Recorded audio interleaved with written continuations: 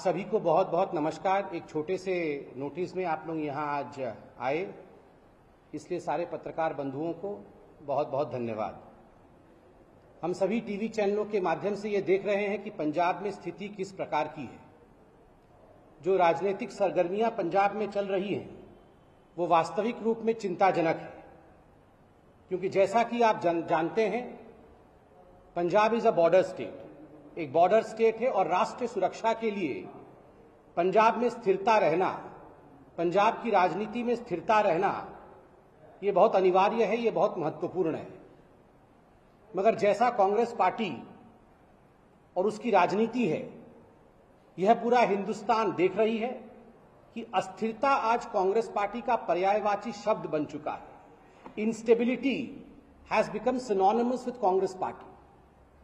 आश्चर्य का विषय है, जब सोनिया जी और राहुल जी यह सोच रहे थे कि उन्होंने पंजाब में बहुत बड़ी स्ट्रैटेजिक मूव कर दिया है और उसके पश्चात वो छुट्टी मनाने चले गए थे, उसी बीच जिस प्रकार से पंजाब में सिर फटव्वल हुआ है चीफ मिनिस्टर चन्नी जी और सिद्धू जी के बीच में, यह आज देश से छुपा नहीं है। यह महत्वाकांक्षाओं की लड़ाई है, क्लैश ऑफ एम्बिशंस चल रहा है। कोई भी पंजाब और पंजाब के एम्बिशन के बारे में नहीं सोच रहा। ये सारे नेता अपने अपने एम्बिशंस के बारे में सोच रहे हैं, अपनी महत्वाकांक्षाओं को सामने रख रहे हैं। खैर, मुझे लगता है इसमें हमें ज्यादा बोलने की आवश्यकता नहीं, क्योंकि खुद कांग्रेस के जो आला नेता हैं, चाहे वो मनीष तिवारी हो, चाहे वो संदीप दीक्षित हो, वो लोग इस विषय पे अपने मन की बात को रख रहे हैं, अपनी मन की पीड़ा को रख रहे हैं। और सभी का एक राय है इसमें, एक मत है इसमें कि स्थिरता, स्टेबिलिटी और सुरक्षा, राष्ट्रीय सुरक्षा, यह बहुत महत्वपूर्ण है, इसके साथ खिलवाड़ नहीं होना चाहिए। इन सारे विषयों में जो विषय बहुत गंभीर है, जिस पर कांग्रेस पार्टी को ध्यान देना चाहिए था, इन सारे विषयों में एक बात सामने आता है और वह है the failure of Rahul Gandhi, the colossal failure of Rahul Gandhi. कोई साधारण नहीं, असाधारण असफलता राहुल गांधी जी का यह पंजाब के पूरे इस प्रयास से सामने आता है। और कहीं ना कहीं राहुल गांधी के इस असफलता को छिपाने के लिए कांग्रेस पार्टी ने जिस प्रकार से पत्रकारिता और पत्रकारों पर हमला करना आरंभ किया है, यह अपने आप में दुखद है, शोचनीय है और चिंताजनक है। The Congress, in order to divert the attention from the ongoing Punjab episode, has in fact threatened the journalism world today, has threatened journalists today, and we are seeing the consequences of it. और कोई नहीं बल्कि एक sitting chief minister ने tweet करके कहा है कि कान खोल के पत्रकार सुन ले और मीडिया जगत सुन ले कि अगर वो राहुल गांधी जी के ऊपर कोई सवाल उठाते हैं तो उन्हें बख्शा नहीं जाएगा, उन्हें छोड़ा नहीं जाएगा। भारतीय जनता पार्टी एक सिटिंग कांग्रेस के चीफ मिनिस्टर द्वारा इस प्रकार के वक्तव्य का घोर निंदा करती है। This is not freedom of expression mister Rahul Gandhi. Rahul Gandhi, Bhupesh Baghel ji आपके मुख्यमंत्री, ये फ्रीडम ऑफ एक्सप्रेशन नहीं है जहां आपके मुख्यमंत्री धमकाते हुए पत्रकारों को कहते हैं कान खोल के सुन लीजिए, हम आपको बख्शने वाले नहीं। This is not politics of love that you talk about mister Rahul Gandhi. Rahul Gandhi प्रधानमंत्री के ऊपर गले पड़ करके कह रहे थे कि ये पॉलिटिक्स ऑफ लव हम करते हैं, हम प्रेम की राजनीति करते हैं। किसी महिला पत्रकार के घर पर हमला बोल देना जब उनकी वृद्धा मां उनके घर में है, किसी पत्रकारिता के ऑफिस के ऊपर हमला बोल देना, क्या यह उचित है? किसी के ऑफिस पे हमला बोल देना, धमकाना, क्या यह उचित है? Rahul Gandhi, is this politics of love?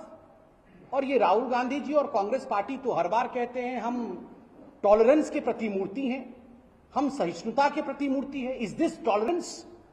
आप गाली गलौज की बात करते हैं राहुल गांधी। अगर सर्वाधिक गाली गलौज किसी ने हिंदुस्तान की राजनीति में किया है तो वो कांग्रेस पार्टी ने नरेंद्र मोदी जी के खिलाफ किया।